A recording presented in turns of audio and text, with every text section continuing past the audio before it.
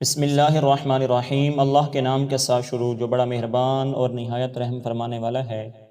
حضور نبی اکرم صلی اللہ علیہ وسلم نے فرمایا، تمام اعمال کا در و مدار نیت پر ہے۔ حضور صلی اللہ علیہ وسلم نے فرمایا، تم میں سے بہتر وہ شخص ہے جو قرآن کو سیکھے اور سکھائے۔ حضور صلی اللہ علیہ وسلم نے ارشاد فرمایا، حق سبحانہ و تقدس کا یہ فرمان ہے، جس شخص کو قرآن کی مشغول کی وجہ سے ذکر کرنے اور دعا مانگنے کی فرصت نہیں ملتی، میں اس کو سب دعائیں مانگنے والوں سے زیادہ عطا کرتا ہوں۔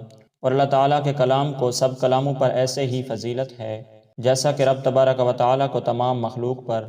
حضور صلی اللہ علیہ وسلم نے فرمایا، تم لوگ اللہ تعالیٰ کی طرف رجوع اور اس کے یہاں تقرب اس چیز سے بڑھ کر کسی اور چیز سے حاصل نہیں کر سکتے جو خود رب تبارک و تعالیٰ سے نکلی ہے، یعنی کلام پاک۔ حضور صلی اللہ علیہ وسلم نے فرمایا، جو شخص قرآن پڑھے تاکہ اس کی وجہ سے کھائے، لوگوں سے قیامت کے دن وہ ایسی حالت میں آئے گا کہ اس کا چہرہ ماز ہڈی ہوگا جس پر گوشت نہ ہوگا۔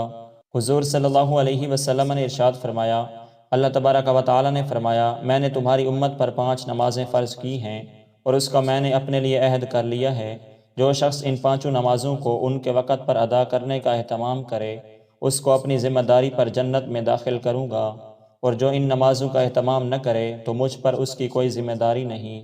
حضور صلی اللہ علیہ وسلم نے فرمایا، جماعت کی نماز اکیلے کی نماز سے 27 درجہ زیادہ ہوتی ہے۔